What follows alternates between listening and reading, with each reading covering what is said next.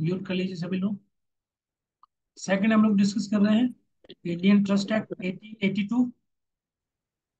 और इसमें जो एग्जांपल मैंने दिए हैं जिनका डिफरेंट वर्क होता है, डिफरेंट फंक्शंस होते हैं, और इसका जो पर्पस होता है एंड ऑब्जेक्टिव यहाँ पर जो मैंने मेंशन किया है कि जो ट्रस्ट होता है बनाया जाता है, जो भी प्रॉपर्टी है या फंड दिया जाता है किसी संस्था के द्वारा उसको स्पेसिफिक रूप से यूज करने के लिए, चैरिटेबल वर्क करने के लिए या फिर रिलीजियस पर्पज के लिए इस ट्रस्ट को बनाया जाता है। अब इसमें रजिस्ट्रेशन प्रोसेस क्या है? ट्रस्ट डीड होता है। ट्रस्ट डीड का मतलब होता है काइंड ऑफ लीगल डॉक्यूमेंट होता है जो कि क्रिएट किया जाता है, क्रिएट ए ट्रस्ट, जिसके माध्यम से कोई पर्सन होगा, ठीक, या जैसे कि उस ट्रस्ट को चलाने के लिए कोई ना कोई होना चाहिए ना, तो वो जो है पूरे मनी को या प्रॉपर्टी को मैनेज करता है, देखता है, उसको संभालता है। ठीक, ये सभी की सभी चीजें मेंशन की जाती है ट्रस्ट डीड के अंदर। तो एक काइंड ऑफ लीगल डॉक्यूमेंट होता है जो कि दिया जाता है। ओके, तो ये ड्राफ्ट होता है, इसमें सब कुछ लिखा होता है ट्रस्ट के बारे में, उसके क्या ऑब्जेक्टिव है, कि प्रॉपर्टी कितनी है, उसके बारे में पूरा डिटेल, ट्रस्टी कौन कौन है, तो कम से कम दो ट्रस्टी होनी चाहिए इसके अंदर, ठीक है, जो कि इस पूरे ट्रस्ट को चलाएंगे। और रजिस्ट्रेशन के लिए submit this trust deed to the local registrar of assurance, यहाँ पर इसको सबमिट करना पड़ता है। डीड मतलब होता है एक लीगल डॉक्यूमेंट जिसमें सब कुछ रहता है ट्रस्ट के बारे में, उसकी कितनी, उसमें प्रॉपर्टी कितना है, जमीन कितना है, क्या कितना पैसा है, वो सब चीज़ को लेकर के प्रॉपर्टी डिटेल रहेगा, ऑब्जेक्टिव रहेगा, इसलिए बनाया गया है ये ट्रस्ट को, वो सब रहता है इसके अंदर। ठीक है, इसके अलावा इसके अंदर अगर हम बात करें एनुअल कंप्लायंस की, तो यहाँ पर कोई मैंडेटरी नहीं है, फाइल एनुअल रिटर्न भरना ही है क्योंकि ट्रस्ट होता है, लेकिन हाँ फाइनेंशियल रिकॉर्ड्स को मेंटेन करना पड़ता है। That is a part of this annual compliance. Second वाला क्लियर है? बोलिए।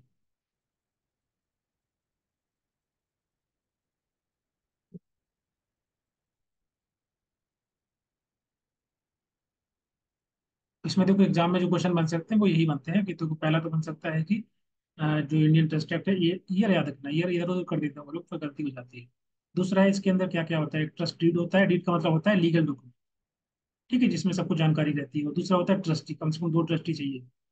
रजिस्ट्रेशन के लिए जो रजिस्ट्रार ऑफ एश्योरेंस होता है वहाँ पर इसको सबमिट करना होता है।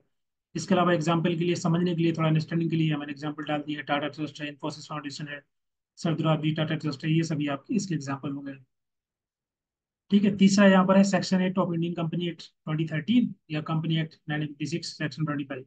तो इसके पहले जो एक्ट था ये था 1956 वाला, जिसमें सेक्शन 25 था, और अभी जो कंपनी एक्ट है 2013 वाला उसमें सेक्शन 8 है। बात एक ही है, तो डिफरेंस क्या है? डिफरेंस मतलब ये होता है कि अगर हम बात करें पहले वाला जो एक्ट था, तो इसमें ट्रस्टी दो को ही मेंबर माना जाता है ना,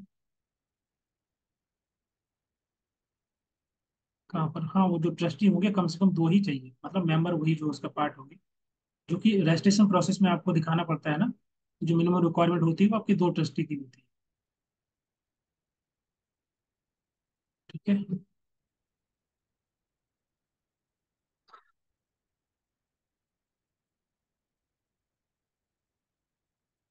नेक्स्ट इसमें section 8। So what is the difference between anyone, इन दोनों में डिफरेंस क्या है? हम कभी कभी हम देखते हैं कहीं पे लिखा होता है कंपनी एक्ट 1956, कहीं पर कंपनी एक्ट 2013 सेक्शन 8 कंपनी, बताएगा?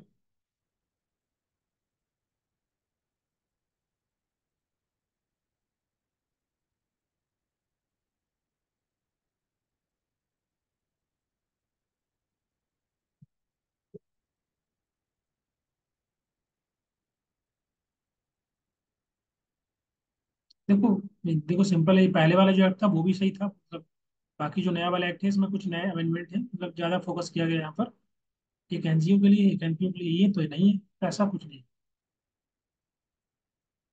अरे वो दोनों ही है ना, दोनों का मतलब, क्योंकि ये जो है दोनों चैरिटेबल ऑब्जेक्ट के लिए, जो जो भी, जैसे कि मान लीजिए कोई भी ऑर्गेनाइजेशन बनती है जिसका फोकस होता है आर्ट साइंस कॉमर्स को प्रमोट करने के लिए, चैरिटेबल वर्क के लिए, या फिर जैसे एजुकेशन है, इस प्रकार का ऑब्जेक्टिव होता है, तो वहाँ पर हम जनरली इसी इंडियन कंपनी एक्ट के माध्यम से हम रजिस्टर करते हैं। इसका मतलब ये देखो, पहले वाला जो एक्ट था 1956 का, वो भी जो एक्ट था उसमें मान लीजिए कम मतलब चेंजेस हुए थे, अभी बाद में चेंज कर दिए हैं, जैसे कि जो रेगुलेशंस हुआ करता था उसमें उतना ज़्यादा रिस्ट्रिक्ट नहीं था, बहुत ज़्यादा स्क्रूटनी नहीं हुआ करती थी।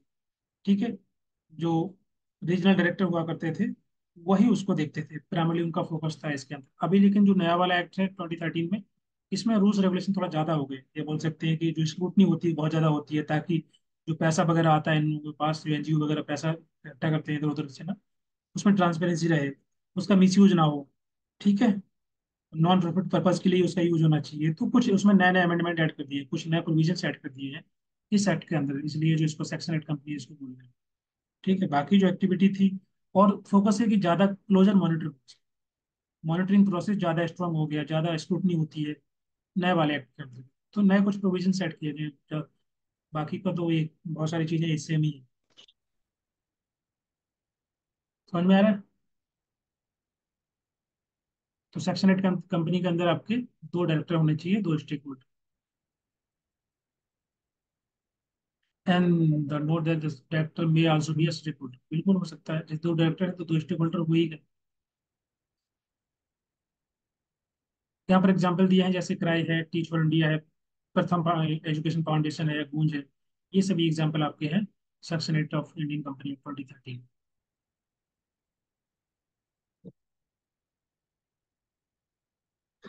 तो इसमें कोई डाउट है तो बताइए।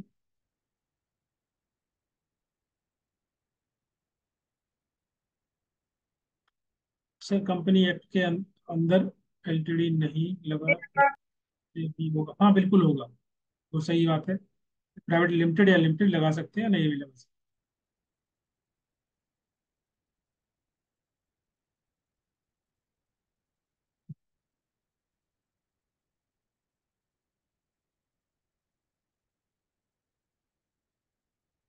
तीनों समझ में आ गया।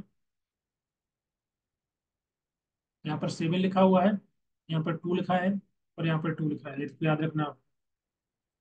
और इसके अलावा कंपनी एक्ट के जो एक्ट है, ईयर है वो याद करना है, ईयर में इधर उधर कर देते हैं तो वो गलती नहीं होना चाहिए आपकी। बाकी एग्जाम्पल से आपको थोड़ा क्लियरिटी आ जाएगी कि क्या एक्ट है, कौन सा सोसाइटी, कौन सा सेक्शन 8 कंपनी एक्ट। बोलिए।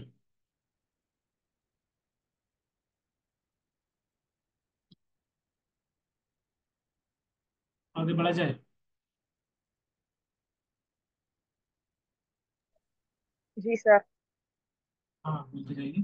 चलिए, आगे तो कुछ है नहीं, आगे मैं अपनी तरफ से ऐड कर देता हूँ कुछ। ठीक है, इसमें देखो,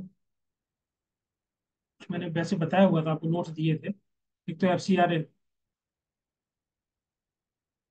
जो 2020 वाला एक्ट जो है, इसके पहले कौन सा एक्ट था, मतलब एक पहले भी था एफ सी आर ए 2010।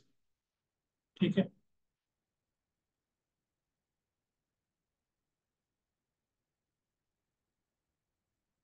मेरा एनजीओ अभी बंद हुआ एफ सी आर ए से, CSR एक्टिविटी एक्ट क्यों हो गया बंद?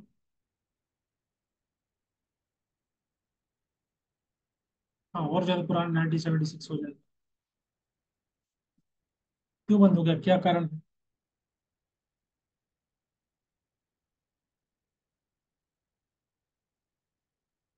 एफ सी आर ए 2020 के अंदर इन्होंने जो है रेगुलेशंस वगैरह बढ़ा दी है, रूल्स रेगुलेशंस। और जो भी फॉरेन कंट्रीब्यूशन, बाहर से पैसा जो आता है, चाहे वो इंडिविजुअल हो या कोई एसोसिएशन हो, कोई कंपनी हो इंडिया के अंदर, तो उसका किस प्रकार से इम्प्लाइजेशन होगा, कैसे वो एक्सेप्ट कर पाएंगे कि नहीं कर पाएंगे, उसका रेगुलेशंस को बढ़ा दिया है एफ सी आर ए 2020 के अंदर। ठीक है, तो जो सबसे इंपॉर्टेंट चेंज जो हुआ है वो हुआ है आपका सेक्शन 8 के अंदर, सेक्शन 8 सब सेक्शन 1। तो पहले वाला जो प्रोविजन था उसके अंदर क्या था कि जो 2010 में, कि जो 50% फॉरेन कंट्रीब्यूशन आता था वो एडमिनिस्ट्रेशन पर्पज के लिए यूज होता था। एडमिनिस्ट्रेशन पर्पज का मतलब क्या होता है? मतलब वही जो काम, जैसे कि सैलरी वगैरह देना स्टाफ वगैरह को, या फिर ऑफिस एक्सपेंस होता है, कार है, व्हीकल्स है, उनका खर्चा, ट्रैवलिंग वाला। ठीक है, मेंटेनेंस कॉस्ट वगैरह हो गई, ये सब होता है एडमिनिस्ट्रेशन। तो लोग करते क्या थे, क्या मोस्ट ऑफ द पैसा जो है 50% यही दिखा देते थे, बचेगा बचा हुआ पैसा कितना ही यूज हो पाएगा। तो जो पर्पज होता है पैसे का, जिस उद्देश्य के लिए लोग पैसा देते हैं या आता था, उसको उन्होंने सोचा कि इसमें जो है ट्रांसपेरेंसी नहीं है, तो उस चीज को उन्होंने कम करके 50% कम करके कितना कर दिया, 2020 के एक्ट के अंतर्गत 20% कर दिया, कि केवल आप 20% ही खर्च कर पाएंगे अपने एडमिनिस्ट्रेशन पर्पज के लिए, बाकी का पैसा जिस उद्देश्य के लिए आया है वहीं पर उसको खर्चा किया जाए। ठीक है, तो ये पर्पज क्या हुआ इसका? यही हुआ कि ताकि जो लार्जर पोर्शन है फॉरेन कंट्रीब्यूशन का वो सही जगह यूज। ठीक है, जो मेन एक्टिविटी है उस कंपनी की, संस्था की, एनजीओ की, उसके लिए यूज होना चाहिए। ट्रांसपेरेंसी बढ़ेगी, इसमें अकाउंटेबिलिटी बढ़ जाएगी, ये सभी चीज़ें हैं, पॉजिटिव इम्पैक्ट पड़ेगा, तो पैसा सही जगह यूज होगा। ये सेक्शन 8 क्लॉज 1 जो है उसमें थोड़ा सा चेंजेस हुआ है, 2010 2020 में थोड़ा सा अंतर है, यहाँ 50% था। एडमिनिस्ट्रेशन एक्सपेंस यहाँ पर 20% कर दिया, एग्जाम में आया हुआ क्वेश्चन तो याद रख। समझ में आ रहा है? गलत एलिगेशन लगा है क्रिश्चियनिटी सपोर्ट करने का।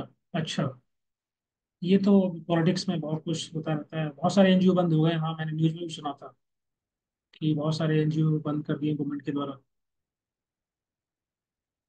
राइट। तो एनजीओ किस टाइप का था, मतलब किस प्रकार का फंक्शंस थे उसके, एनजीओ के क्या वर्क था? ये वाला एक्ट क्लियर है सबको, FCRA 2020?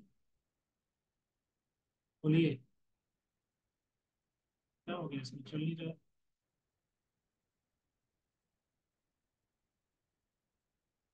इंटरनेशनल था, Indo global social science social service society.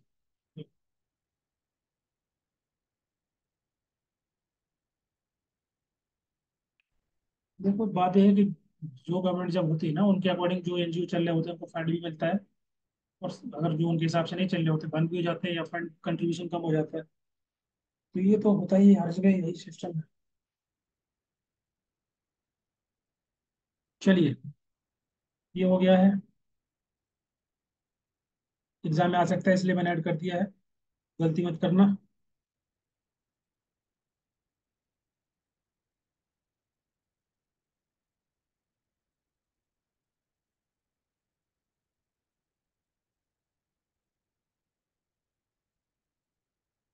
और बाकी टर्म ये आपको समझ में आ गई, सोशल वेलफेयर क्या होता है, सोशल सिक्योरिटी क्या है, family model, residual welfare model, achievement model, institution model.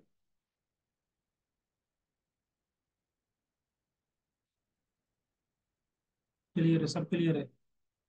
और क्या हो सकता है, अच्छा बताओ फिर इसमें। एक तो हमारा पब्लिक एडमिनिस्ट्रेशन होता है।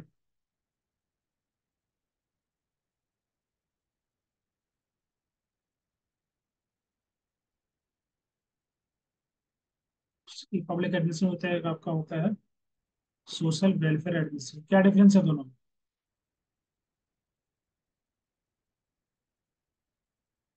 बताइए।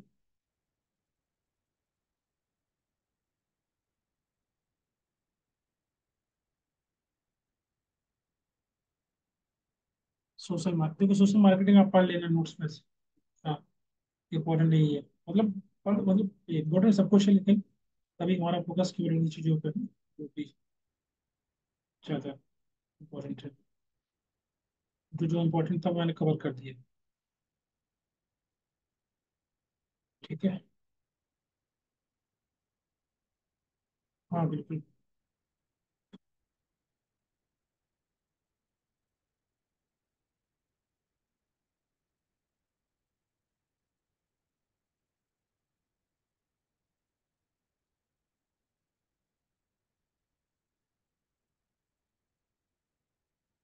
पब्लिक एडमिनिस्ट्रेशन जो होता है इस गवर्नमेंट का होता है, मतलब बोल सकते हैं कि काइंड ऑफ इसका फोकस होता है हमारा रूल्स एंड रेगुलेशन। ठीक है। मेन उद्देश्य तो एक था रूल्स रेगुलेशन को पढ़ाना। और सोशल वेलफेयर एडमिनिस्ट्रेशन क्या होता है, ये हमारा फोकस होता है आपका कि जो ह्यूमन रिलेशन है उसको हैंडल करने के लिए हम लोग सोशल वेलफेयर एडमिनिस्ट्रेशन करते हैं।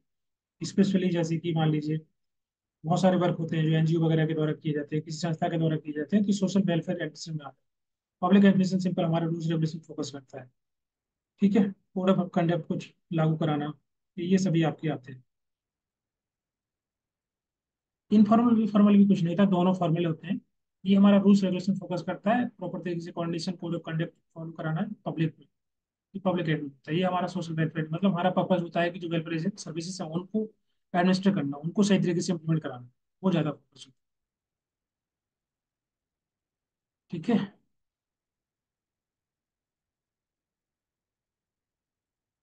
सर 5 ईयर पॉलिसी समझा दीजिएगा, बिल्कुल समझा देंगे।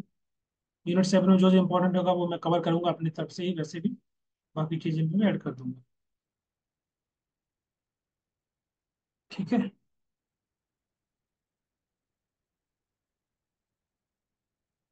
चलिए, तो ये सब पढ़ लेना, ये सब बहुत इंपॉर्टेंट है। आप लोग अगर अभी आपको याद भी नहीं है कुछ भी, तो अभी पढ़ के जाओ, पढ़ लेना अच्छे से सभी। सर, सोशल वर्क के कितने फॉर्म भरे जाते हैं?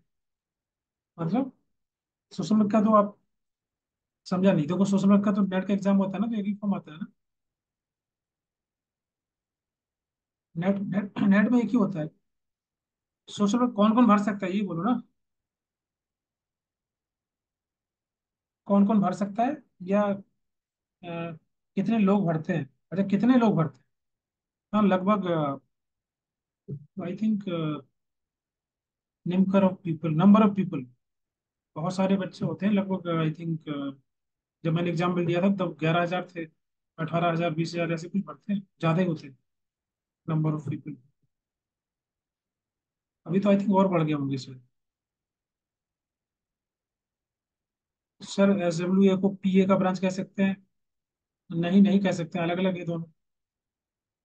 हाँ, 18-20 हजार के आसपास होते हैं लोग। थोड़ा बहुत अंतर होता है, अब तो बढ़ते ही जाएंगे ना हर साल। वो तो मैंने जब एग्जाम दिया तब 11,000 थे, अभी तो 4 साल पहले, तो अभी बढ़ के 20,000 हो गया आसपास। 18,000 थे आई थिंक लास्ट ईयर से कुछ।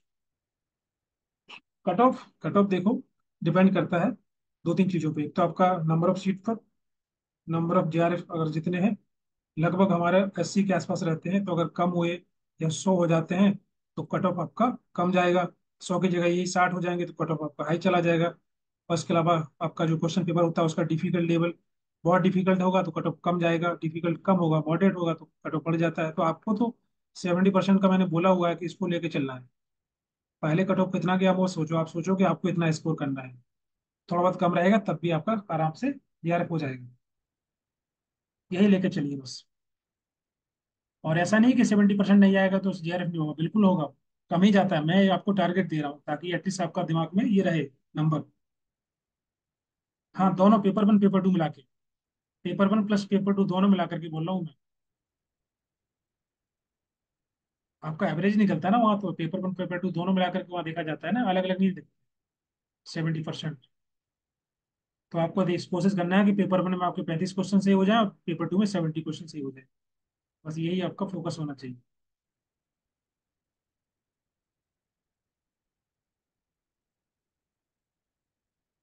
ठीक है। 150 क्वेश्चन रहते हैं, 300 का पेपर होता है, 300 मार्क्स का। ठीक है, तो आपके 190 के प्लस आ जाए तो अच्छा है। हाँ, 190, 200 ऐसे कुछ इसको। और अगर आप लोगों के मॉक टेस्ट में कम आ रहे हैं तो आप ज्यादा, मतलब ऐसा मत सोचना कि यहाँ पर कम आ रहा है तो वहाँ पर भी खराब, मतलब इसको खराब होगा, ऐसा नहीं होता है। कभी कभी क्या होता है कि जो कुछ आप पढ़ रहे होते हैं वो हो सकता है मॉक टेस्ट का ना हो। एग्जाम में बहुत सारी ऐसी चीजें होती हैं, बहुत आसान क्वेश्चन आता है। अगर आप देखोगे मॉक एग्जाम के अंदर, तो 50-60% क्वेश्चन आसान ही होते हैं, है ना, इजी होते हैं अगर आपने पढ़ा हुआ है। बाकी का जो फाइट होता है वो होता है आपका लगभग 30 क्वेश्चन। ठीक है, 60 क्वेश्चन आपके लगभग इजी रहते हैं, 50-60, 50 मान के चलिए, 50 हो गया इजी आपके। उसके अलावा फिर आपका रहता है 50 से लेकर 30 क्वेश्चन। 35 क्वेश्चन जो होते हैं वो आपके मॉडरेट टू डिफिकल्ट होते हैं। और 10 क्वेश्चन ऐसे होते हैं कि वो तो आउट ऑफ सिलेबस ही रहते हैं, मतलब 5 या 8 क्वेश्चन, 2-3 गलत होते हैं इसमें। ठीक है, 2 गलत हो जाएंगे, ऑप्शन गलत होंगे, कुछ होगा, 4-5 क्वेश्चन ऐसे होंगे जो आउट ऑफ सिलेबस होंगे। तो आपका टोटल जो है कोर्सेज होता है 90 क्वेश्चन। हर एक क्वेश्चन के अंदर 2-3 क्वेश्चन गलत हो जाते हैं, या फिर ऐसा होगा कुछ कुछ भी कहीं से भी आ जाएगा, वो आपने पढ़ा ही नहीं होगा। ठीक है, तो उनको आपको स्किप करना है ताकि एटलीस्ट जो आपको आता है, जो 70-80% जो क्वेश्चन आएंगे जो आपके सिलेबस से रहेंगे, उनको आपको कर लेना है पूरी तरीके से। माइनस मार्किंग होती नहीं है, तो गलती मत करना, छोड़ना कुछ मत। सब कुछ मार्क करके आना है, कोई भी क्वेश्चन नहीं छोड़ना है। देखो, मॉक टेस्ट कभी कभी जो है ऐसा होता है कि वो डिफिकल्ट क्वेश्चन भी बन जाते हैं उसमें, कुछ अलग टाइप के क्वेश्चन होते हैं। इस बार ऑफलाइन, हाँ ऑफलाइन है मुझे पता है। तो पूरा मार्क करके आना, जो भी OMR सीट भरोगे ना, पूरा एकदम भर के दे देना, पूरा भर देना, कुछ छोड़ना मत।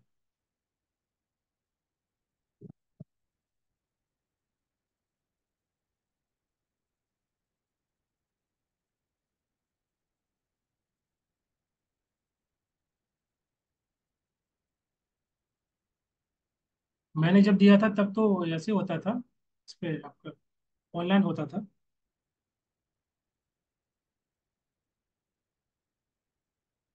नहीं, ऑनलाइन था, मैंने जब दिया था तो ऑनलाइन होता था एग्जाम।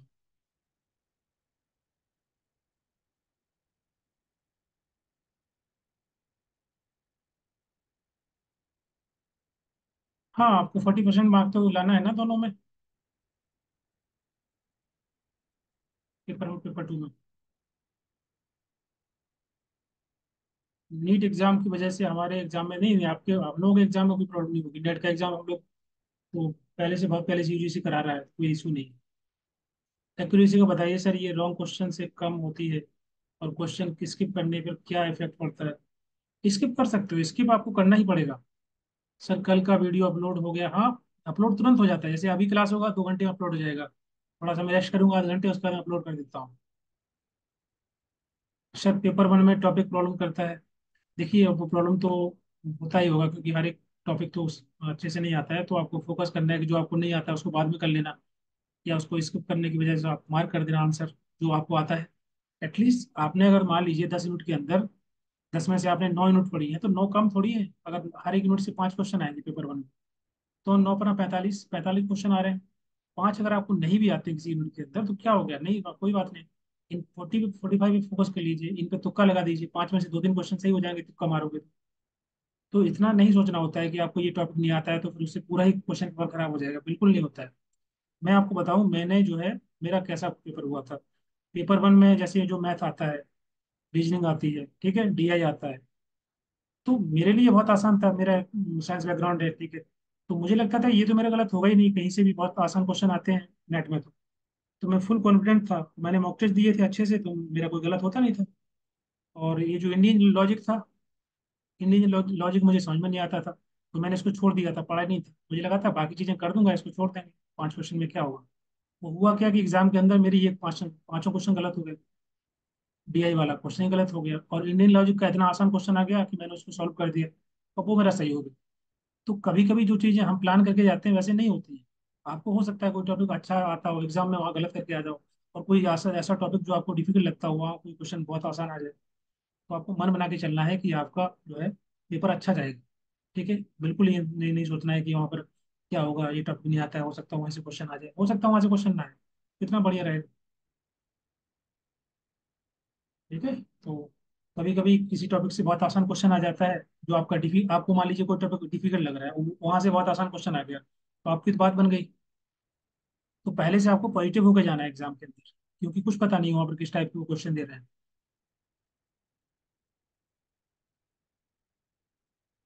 सर पेपर 2 में जो अनसीन आता है, जैसे साल भी आएगा, अनसीन मतलब passage, math reasoning DI, passage तो सब हर बार आता है ना, पैसेज तो आएंगे आएंगे, वो तो जरूर आएगा, दोनों में आता है। हम्म। पैसेज की फ्री के मार्क्स होते हैं, पैसेज का आपको अलग नहीं करना है किसी भी रूप में। डेली पैसेज सॉल्व करिए 2-3, पेपर 1 पेपर 2 दोनों में इजी होता है, फ्री का मार्क्स रहता है।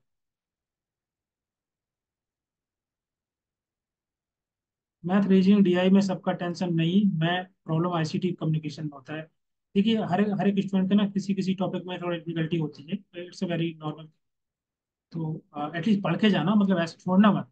कभी छोड़ोगे तो फिर आपको कर ही नहीं पाओगे। अगर टॉपिक पढ़ के जाओगे तो इजी अगर आ जाएगा क्वेश्चन उस टॉपिक से, तो कम से कम कर पाओगे आप लोग वहाँ। तो छोड़ना मत कोई भी। जैसे ही मान लीजिए इंडियन लॉजिक था, तो मैंने पढ़ा हुआ था, मतलब ऐसा नहीं था कि बिल्कुल पढ़ा नहीं था, लेकिन मुझे पता था कि क्वेश्चन डिफिकल्ट आते हैं, मैं कर नहीं पाऊंगा। लेकिन एग्जाम में इजी क्वेश्चन आ गया तो मैंने कर दिया था। तो छोड़ना नहीं, आपको पढ़ के पूरा जाना है। वहां पर फुल मार्क्स उठेगा पैसेज से, बिल्कुल। पैसेज के पूरे मार्क्स आने चाहिए। एनालिसिस वाला पैसेज में प्रॉब्लम होता है, तो एनालिसिस वाला पैसेज में प्रॉब्लम हो रहा है तो आप प्रैक्टिस कर लीजिए। थोड़ा सा 5-6 पैसेज लगातार लगा लीजिए, डेली कर लीजिए एक पैसेज कम से कम, तो उससे आपकी प्रैक्टिस बन जाएगी, है ना। पर डे लगाओ, पर डे कम से कम प्रैक्टिस करो। पेपर वन में जैसे डीआई है, मैथ है, रीजनिंग, इनको डेली क्वेश्चन लगाइए, 4-5 5-5। तो जो चीजें डिफिकल्ट हैं तो उनको पहले कर लीजिए, है ना। जिसपे आपको लग रहा है कि ये इसमें गलती हो रही है, तो उस पर ज्यादा प्रैक्टिस करिए, क्योंकि जो सही हो रहा है वो तो सही होगा ही होगा एग्जाम। बाकी जो डिफिकल्ट है, प्रॉब्लम आ रहा है, उसको पहले फोकस करिए, ताकि प्रैक्टिस से, रिवीजन से आप उसको गलत ना करें, एटलीस्ट एग्जाम में वहाँ पर करेक्ट हो जाए। रिवीजन नोट्स पीडीएफ मिलेगा, अभी शेयर कर दूंगा।